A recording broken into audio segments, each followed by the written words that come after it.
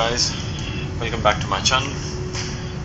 So I'm the sim pilot, as you already know. I am a type rated airline pilot, and to be more specific, on the same airline that you see right in front of you. So this will be my first video on this A320 series. The objective will be to help you enhance your simulation experience by giving you walk along the various details of the A320. It applies both to the CFM or the IAE or the neo engine versions. Just a little minor differences here and there, but those shouldn't be your concerns in the Microsoft Flight Simulator. So in this video we shall try to learn how to make this A320 wake up from a cold and dark state, from like being in the cold dark, and right onto the position from where you can taxi. So with this, let's begin with our video. So whenever you enter the cockpit, most likely you're gonna see the cockpit like this, cold and dark, nothing's working, just blank screens, no lights, no nothing. So the first thing when you go inside, you have to do a preliminary cockpit check. So just basic common sense stuff. So in this part you just have to make sure that when we energize the aircraft with a battery power or an external battery source, or the external GPU, in this case ground power unit, nothing in the aircraft starts moving.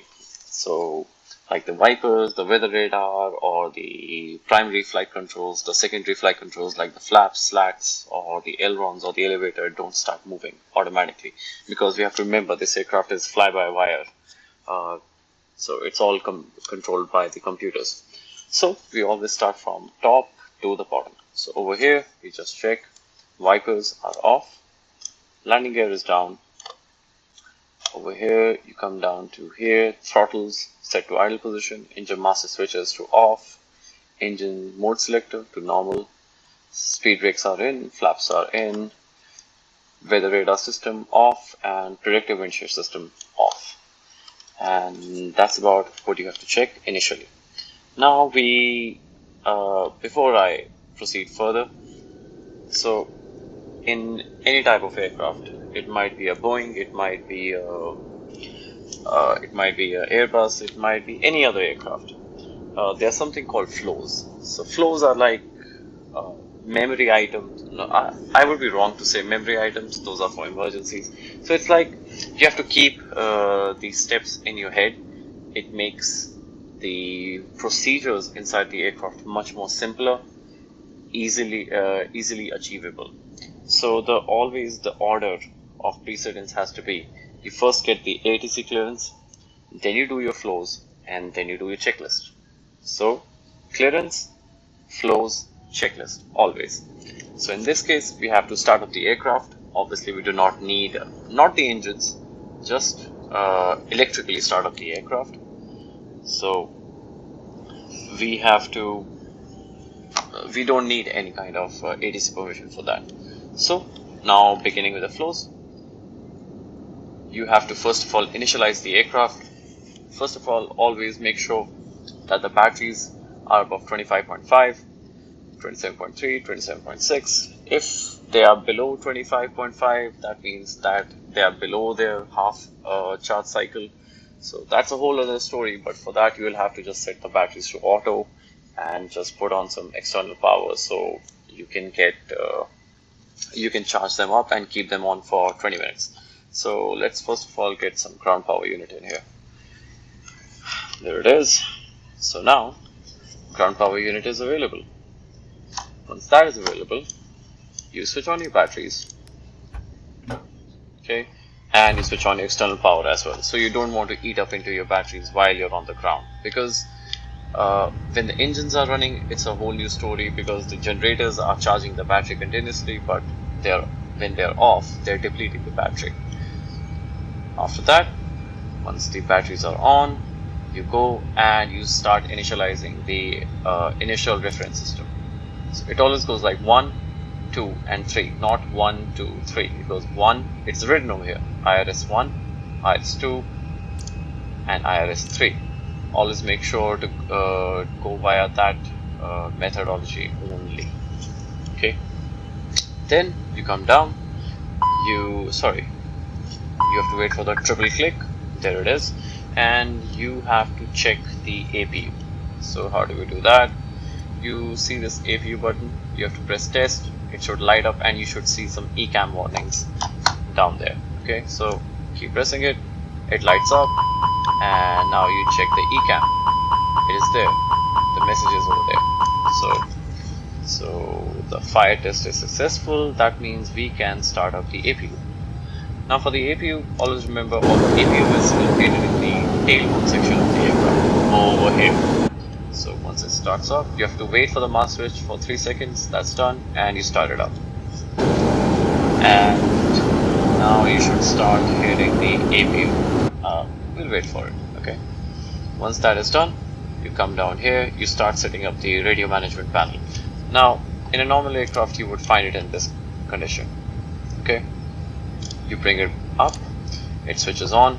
This is the active frequency, this is a standby. You can only change the standby frequency. So suppose I want to go to 123.85. So I just rotate the external knob and I place it.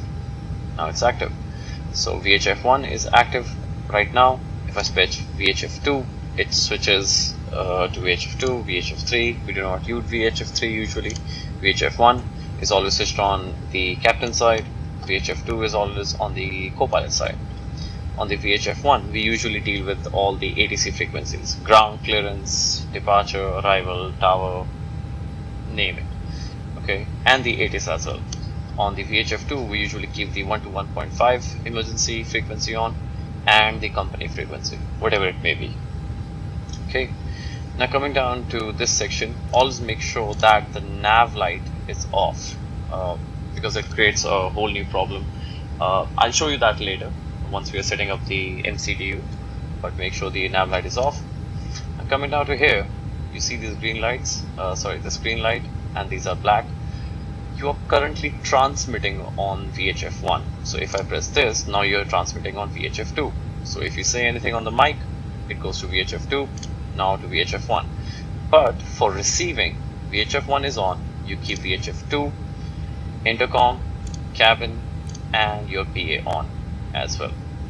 Okay, same goes for the other side, VHF2, cabin, and PA.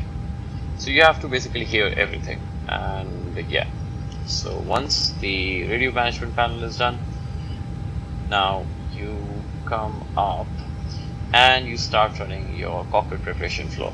So same as before, over at panel first, you go left to right, down to up. Okay, so crew supply on, that means basically the oxygen supply. You keep ground control on, that basically connects you to the ground control, like if any mechanic or an engineer is standing below your aircraft trying to talk to you. And you have to do your CVR test. So for how do you do your CVR test? You keep pressing on it and you should hear a small beep right there. Once that is done, terrain is at fault. That's because currently the IRS are in initialization mode. Once that is done, it will extinguish. And for the Airbus philosophy, it says that all white lights should be extinguished by pressing on it. Okay, so like when we come here, I'll show you. So this is done, this is done, okay, this is done. Strobes to auto, nav system to 1, APU is on now, and you can see it, it's on. So this is where the exhaust comes from. Okay, and even if you want to check like obviously what's inside the cockpit, you cannot see the APU outside. You can see on the ECAM control panel, you can come down to APU. See, it's running, and you clear it, and clear it. Yeah, so that is done. Then if you were here, seat belts to on once the fuel is on board, no smoking auto, the emergency lights, and you go up, and remember, always look for white lights. And yeah, just switch on the APU bleed, because I usually forget and creates a problem, because APU bleed is the bleed air you get from the APU while starting up the engines. So you need air to pushing through the engine fan blades to start rotating them. Okay, so you keep them on. External power is on, battery is on auto. Now you see here it's white light, so you press it. These are electrical engine pumps. Sorry, these are electrically driven pumps. So you come up here. Now you do the engine fire test, same as you did the APU. Press on it, and then you look at the ECAM. And if you see, there are a whole bunch of warnings coming up here. Okay, once that is done, you do the same for engine number 2. Okay, hear for the chimes and see at the warnings. Okay, and then you come up here. There's nothing much to be done here, so overhead panel is done. Now you come to this section. You have to do it like a U. So you have to erect the standby. That is done. Then you come up here, landing gear is down again, and you have to check this. What's that? Okay, that's nothing. That's because of my joystick actually. Okay, so this is called the brake accumulator pressure. Okay, so it basically shows you how much pressure that does the brake accumulator have. So it always should be in the green band, the upper one. So see, it's out of the green, so you have to use an hydraulic pump to fill up the accumulator pressure. How do we do that? First, you take permission from ground, always, because they are standing near to the aircraft. They might get hit by something if we switch on the hydraulic pumps. So once we have the permission, we go up. We look for yellow hydraulic pump. Now, whenever you're looking for something on the overhead panel, always go by section. So you go by left, air conditioning, electricals, fuel, hydraulic. You find hydraulic, green, blue, yellow. Yellow, electrical pump on. And once you have the electrical pump on, you should see this rising. I hope it simulates that. Oh, great, it does. So the electrical pump now off. Now you go up, you check the time, you check the anti-skid, and the nose wheel steering is on. Okay, now you come down again to the radio management panel. That is all set up. You make sure your floodlights are on. Depending on the time of the day, the integrated lightings are on. This is off. Spoilers are in. Now you have to check the cockpit door. So first of all, you have to check the warning light is on. So how do we do that? So you go up, you put the annunciator lights to test. It lights up like a Christmas tree, see? And you should see some kind of marking over here. It is there. Once it is there, you switch it off, and then you just manually check it. Unlock and lock. And you have to actually, in a real aircraft, you have to actually go and check the mechanical override as well. Okay, so left side is done. Now you come to the middle section, throttle quadrant to idle, master switch is off, mode selector 0, rudder trim 0, flaps are up. Again to the right side, radio management panel, that's all set up. The transponder is off right now. So yeah, that's pretty much done. Now we come to the most important part, because of which most of you have come here in order to set up the MCDU. So the MCDU basically stands for multi control display unit. So basically it's like it controls the flight management computer. Okay, so it like controls the brain of the computer, and Airbus, by manufacturing it itself, is what do you say, it's a fly-by-wire system, so everything depends on it. So for this part, we usually, first of all, you have to go into FMGC. We go something by an acronym. It's called DEF-SREP. Okay, D is for data, I is for initialization page A, F is for plan, S is for secondary flight plan, R is for RadNav, I again is for initialization page B. P is for progress and P is for performance. So first you click on data. Okay, you have to go to aircraft status and you have to check that the nav database is up to date. So today is 3rd August, it's between that, so that's the active nav database, that's correct. You have to check on the other side as well. So now you go to initialization. So today we'll be flying out from Mumbai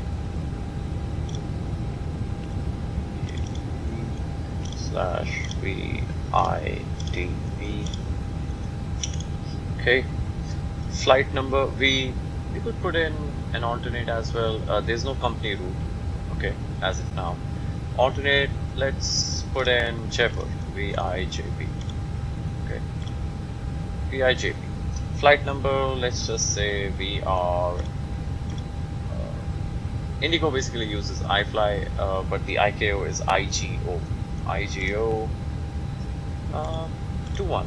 Okay, so we are IGO 21. Cost index is basically a ratio. You want to go faster or you want to burn less fuel. So the higher the cost index, the faster the aircraft will go, but the more fuel it will burn. So just a second. Just let me figure out the flight plan for a second.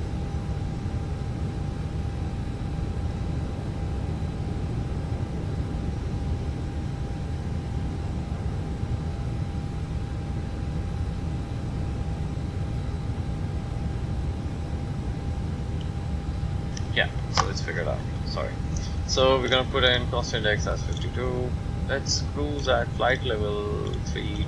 So you don't need to put in the temperature. It will calculate by itself. See, minus 40 degrees. So DIF. Now so you press on departure point, that is VABP. Departure.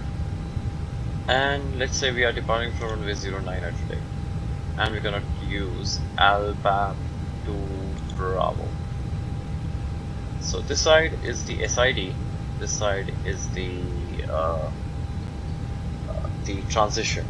Okay, so today we are not going to use any kind of transition. Okay, so we do not select any. Just a second. Yeah, we're not going to use any transition. Okay, so once that's there, and yeah, I always forget.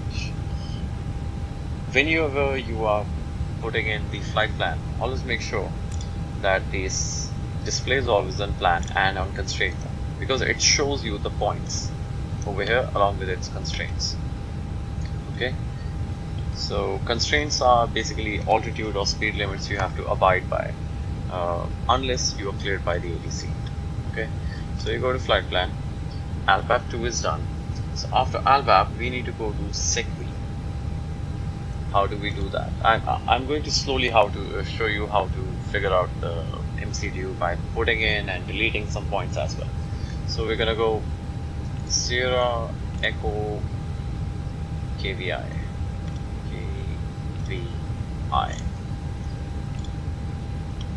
So yeah, after SECV we're gonna go Kilo Alpha Kilo Papa Oscar. Papa Oscar. Okay, and let's keep it to that. Just keep it short. Okay, so we insert it. There's our flight plan.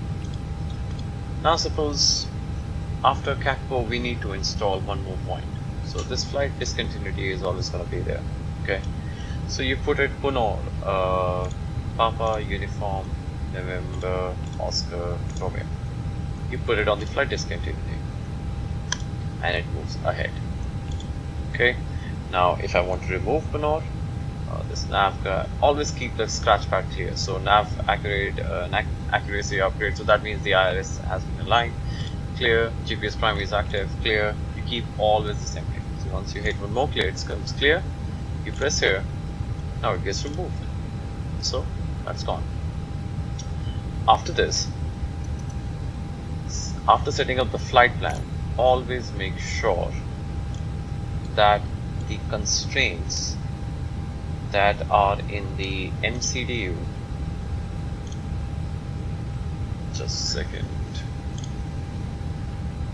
a second, guys. I have to again sign in for some god known reasons.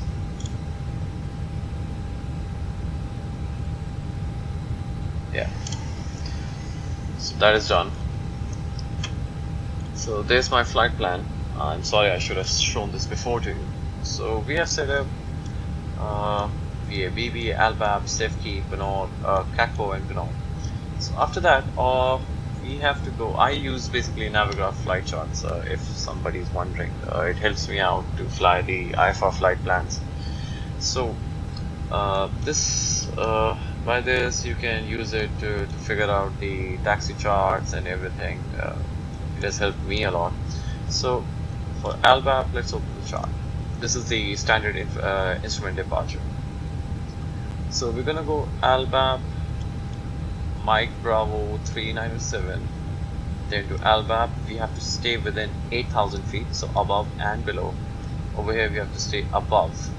So let's just say okay, this is a little silly.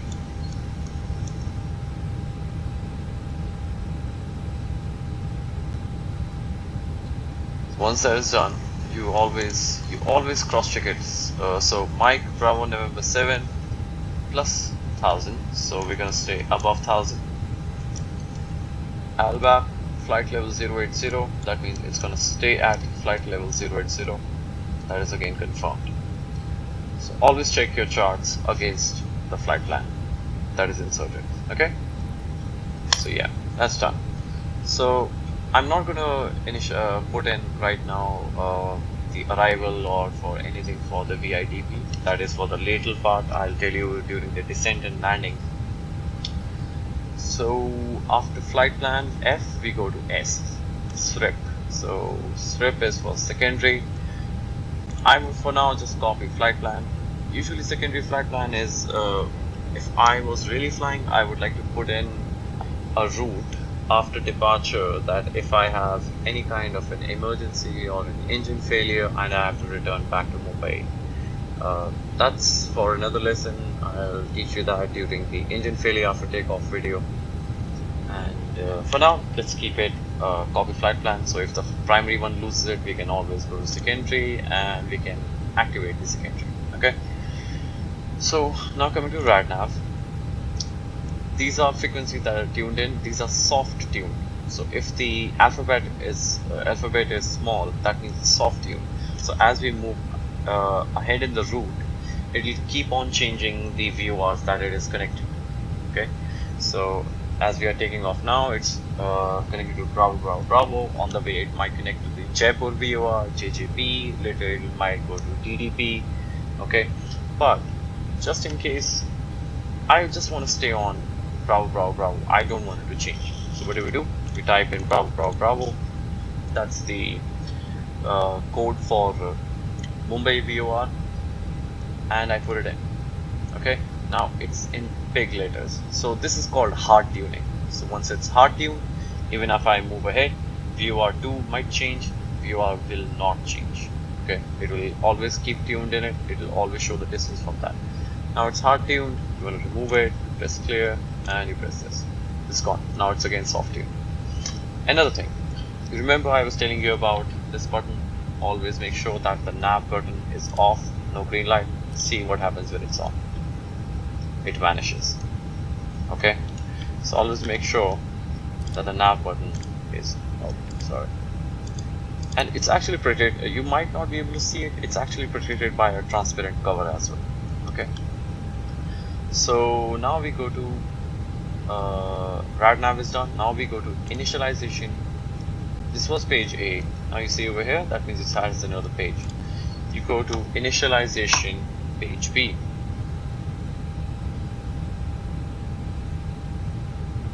Once we go to initialization page B, just a second, just a second.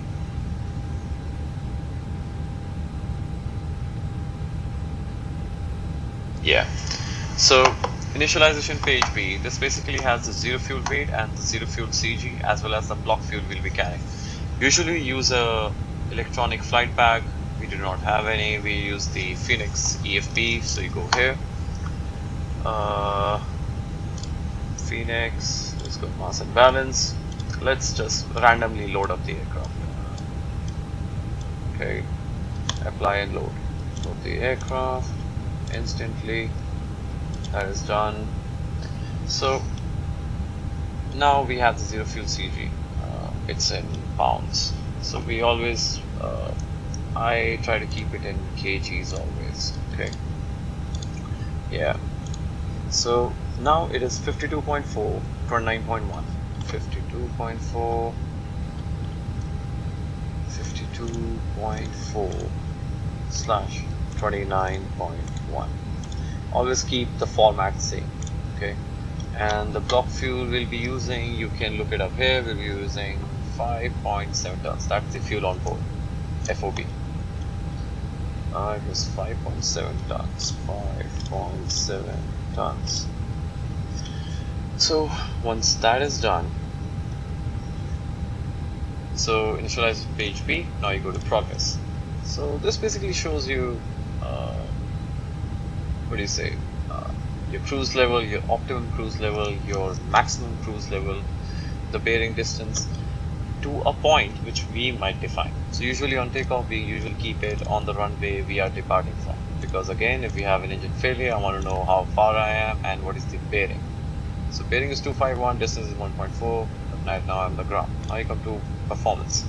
Again usually we use the EFB, but right now we'll be using the electronic flight bag by Fenix. Go to departure performance. We are at VABV, runway 09er, sync up the load sheet. Okay, this load sheet is incorrect because our max takeoff weight is usually, what do you say, 78 tons. I'm pretty sure. See, can't do it. Some problem. I've seen this before. So what do? Reset all again. So you go 66 again. Cargo and fuel. So once this changes, you'll again have to load up the initialization page A for the zero fuel weight and the so for now I'll just put directly to MCDU. Okay, and see again the jetway is moving because we're again boarding. So departure performance, now let's load. Yeah, there it is, 61.2 tons. So that's all there. Now you calculate. So I would like to explain you this. So V1 1 to 4 rotation is 1 to 4, V2 is 1 to 8. So basically V1 is the speed which decides go or no go. It's a decision speed. If you have any major problems below the speed, you should immediately stop. That's a captain's call. But if you're above V1, you're in a go situation. Even if an engine fails, any system fails, you're still taking off. It does not matter, because this system has already calculated that after V1, if you try to stop, you won't be able to. Even with max braking, you will fall off the runway. Okay? Important speed, very important speed. VR. Now, most people will have this thing in their mind that VR basically means rotation speed. So the moment you hit 1 to 4, you have to start raising your nose. No. Rotation VR is basically the minimum speed required for rotation of an aircraft.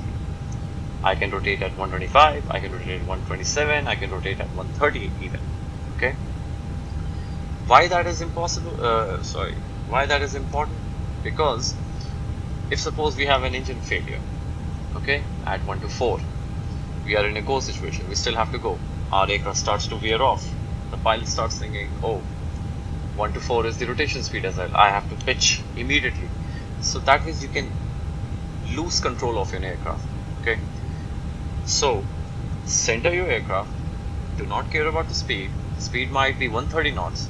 Once you have the aircraft under control, then you start rotating. I'll show you this in later videos. It's very helpful.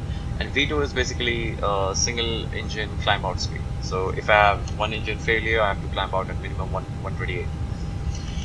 And this side we have the flap settings, config 3, THS, trimmable horizontal stabilizer. It is in up 0.5 and flex temp 62. So THS basically means that it will trim the horizontal stabilizer, that is the elevator, back. In the back, I'll show you. Just a second. Let me put in the drone camera. You can see. So this thing over here. This is right now at 0. If I move it up to 0.5, it will come right over here. Okay. So it basically trims. So I'll show you now. If I put it in, let's feed it in now. 1 to 4. 1 to 4 again. 128. Flap settings 3/up 0.5 and flex temp 62. Okay, so let's see if it has. Oh, it hasn't moved because right now we are not. The power is not on right now. When the engines come up, when the hydraulics start moving, I'll show you. Okay. And the last thing, flex temperature. So basically, engines on any aircraft underperform in a hot weather, they overperform in a cold weather. So the colder it is, the better it is for the aircraft performance. But when they work harder, there is more wear and tear, there might be more maintenance required. So if the runway is long enough, you do not need that amount of energy. Let's say we do not want the engine to perform at 100% N1. So what do? We put in this flex temperature that basically fools the engine instrument system that outside it's 62 degrees Celsius. So you need to slow down. So it helps the engine to calm down basically. Okay. Engine on acceleration. So this is the height we should have gained before leveling out. If we have an engine failure, thrust reduction altitude. That's basically the altitude at which we reduce thrust from takeoff thrust to climb thrust. Okay, that is done. So that basically completes your MCDU. So that's diff strip. Okay. So just remember, on the pilot flying side, you keep performance on the pilot monitoring side, you keep the flight plan on. Okay. Yeah. Once that is done, in the meantime, always remember that this all has to be done by the pilot flying. These are duties of pilot flying. In the meantime, the pilot monitoring will be outside during doing a walk around, a safety walk around. Okay. Once he's back, you set up the clear shield together. Okay. So this part is basically called the FCU, flight controlling unit. Okay, flight control unit. So the PF goes, the captain goes from the left, the PF, the co-pilot comes from the right. So you set up the QNH. So QNH is 29.70 inches. Okay, so how much was it? 29.70. Okay. So you come up here, you rotate the dial, 29.70. Let's say if it was you were in Europe or somewhere else, it's in hectopascals. You just press this, it goes in hectopascals. Okay. FT is on, VOR1, VOR2. You bring it back to ARC mode. Speed is managed, heading is managed, and let's say our clearance says that you are cleared up to 6,000 feet. 6,000 feet. Same goes for the co-pilot. FT is on, so everything's set up. Okay, I will tell you how to control the FCU in a later stage on the autopilot tutorial. So this is currently in all are in managed mode. So there are two modes, managed and selected. I'll show you those later. Once this is done, you check that the windows are closed. You check your oxygen. I will just show you how. You open it, press this, it should make sound. There it is, oxygen is checked. So aircraft preparation flow is done. So flow is done. Now you come to the checklist. Okay. I'll be using the Fenix checklist. Usually mine is a little different. Before start, cockpit preparation is done. Barrel ref set 29.7. So I'm just reading it out, but you have to always look and confirm that it is set. ACARS is set, parking brake is set, fuel on board 5.7 tons. Initialization page B, that is the performance page, initialize page B, that is the zero fuel weight and the zero fuel weight CG. Block fuel is set. Flex temperature 62. Takeoff speeds V1, V2, VR are all set. Once that is done and confirmed, you get the ATC clearance for startup. Once that is done, you start running the before start flow. Same order, okay? So just a change first. Before you get disconnected, you have to remove the external power. Okay, that is done. External power removed because your APU is supplying power now, and you start running the flows. The pilot flying has to just come up, check the APU is running, beacon is on. He has to check that the windows and slides, the windows are closed. He has to come down. He has to check the door oxy page. All the doors are closed and armed. Then he has to come down here. He has to make sure the throttles are closed, masters are closed. You have to check that the brakes are set to on. There she is. And then the pilot monitoring has to again do the same. Just check the windows, check the ECAM, door oxy page.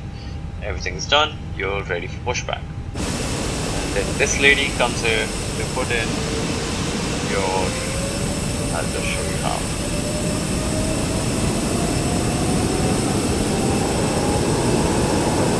So she will now actually start pushing you back. So the beacon light is quite important. So on the up, on the up. Okay. So you can make sure that everyone knows that you're on the engines.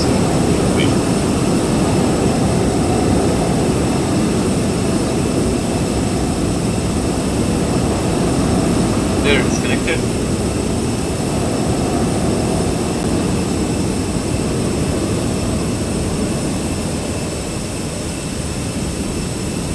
Here it's locked, and she will give us an indication that we have to release parking brakes.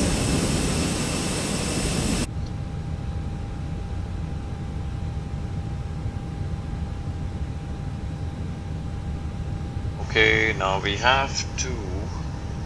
Just a second, let's see if we have to turn left or right. Most likely we have to turn right. So, nose to the right, please. And you go down here, you release the parking brakes. So you have permission to start all engines. So you come down here, you check, you put the engine mode selector to ignition, and you have to check that except N2 everything is green. Once that is done, we will start engine number 2 first, because that pressurizes all the hydraulics inside the A320. Okay, and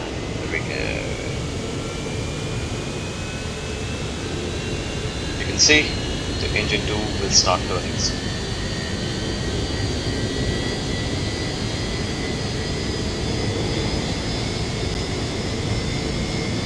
I must say, this sim never stops to amaze me. The way it's simulated, it's a mighty resource to all the pilots. It's a mighty resource to the pilot. Helps you train, helps you practice procedures. There it is, engine 2.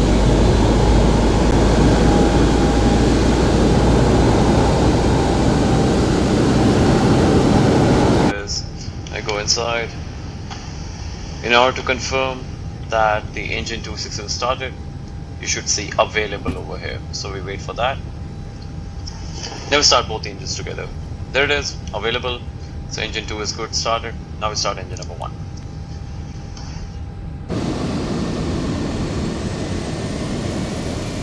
I think we should stop here.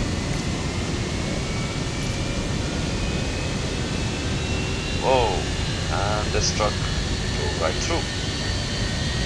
Never mind.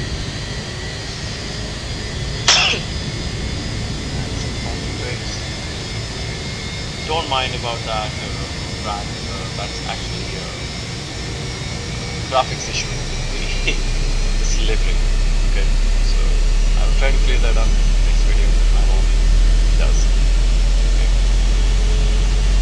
let's wait for that to start up.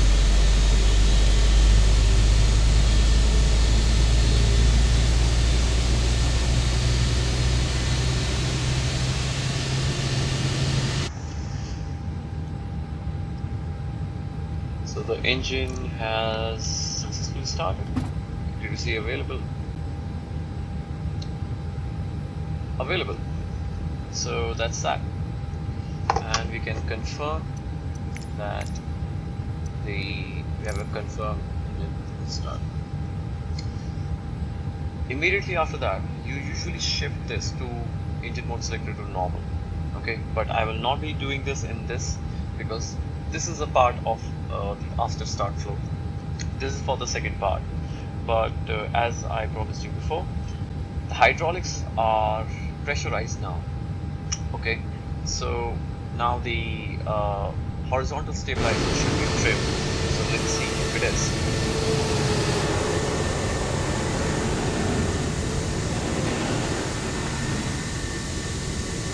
It's not. Just a second. Must be something. Oh, it's actually part of the after start flow, so I'll just show you now. I'm sorry guys. So it is supposed to be up 0.5. So now you see it.